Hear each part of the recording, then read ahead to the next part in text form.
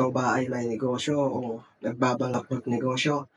Pues, para sa'yo itong video na 'to. Bago natin simulan, nais ko lang batiin at pasalamatan itong sponsor ng video na 'to na LNR Motor Parts and Accessories located at Poblacion, Alaminos City, Pangasinan. Tara, simulan na natin. Kung ngayon lang tayo nakita, ako si Jason Balan, ang bakery farm worker dito sa bansang Australia, may negosyo. Ikwento ko nung nakaraang videos natin yung tungkol doon sa piggery business namin sa Pilipinas bago ako pumunta dito sa Australia, na kung saan ang naging problema ko doon ay yung financial.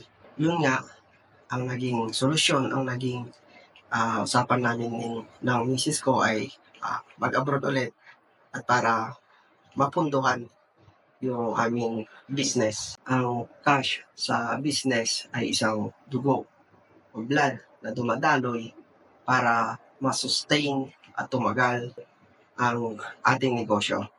Okay ba yun, mga kanegosyo? The bigger your business, the bigger your responsibility.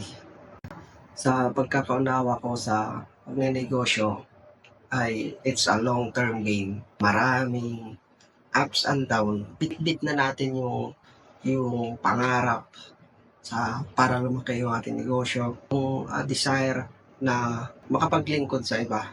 Ang pinakamahalaga sa lahat ay yung kung ano yung naiisip mo, executable, ay gawin mo na agad. Do the work. Mafi-figure out din natin yan. Yesterday is a history. Today is the blessing and tomorrow is mastery. Avoid business mistake. Una, iposta mo lang, ilagay mo lang yung kaya mo na mawala. Kasi karamihan sa nagsisimula ng negosyo ay nag-fail. Ganon talaga.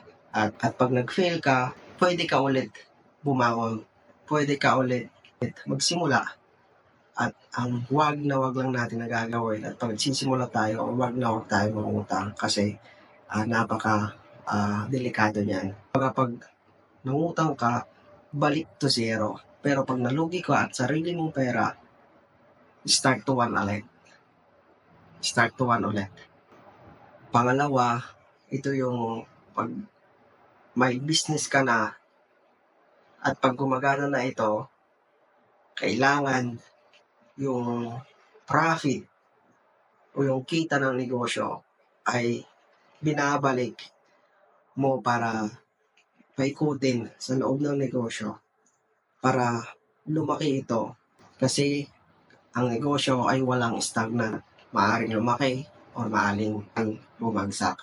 Pangatlo, to avoid business mistake, join a community na tulad ng Kasosyo Malupit Group. At bago natin pagpatuloy yan, nais ulit sponsorship na yung video na to. LNR Motor Parts and Accessories na located sa Poblacion, Alaminos City, Pangasinan. Ito po yung kanilang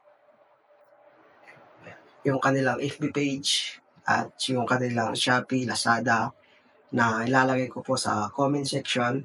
At sila po ay nagsiship ng products ng Rossi Motors, original parts, at sila po ay legit, pagkakatiwalaan at maaasahan.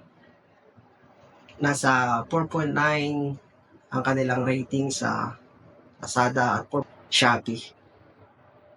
Bumalik tayo sa ating topic, FB page, na kung saan maraming mga negosyante doon na nagsishare ng kanilang experiences, idea, na kung saan kakapulutan mo ng aral at pwede mong i-apply mismo sa iyong sariling negosyo.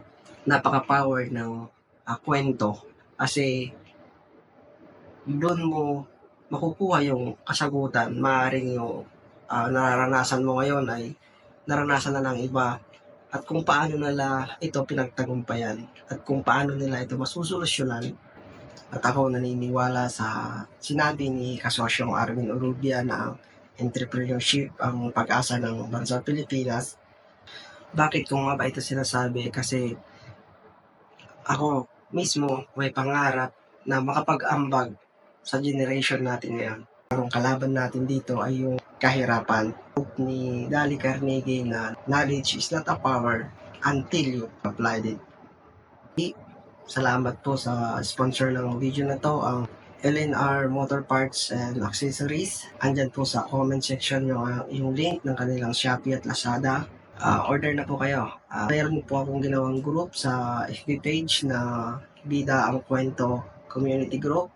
Nianyayahan ko po kayo na mag-join dito at sa mga gusto pong mag-support ng ating channel, meron po tayong personalized mug na ang nakalagay ay You Become What You Think. At maraming salamat po sa pagtapos po ng video na to. Sana po nakatulong. Kang mag-alala kung palubog yung araw dahil darating yung mga bituin at lagi nating pagpasalamat sa Diyos yung ating kalakasan at yung blessings na binibigay niya sa atin. Hanggang dito na lang po. Maraming salamat. Bye.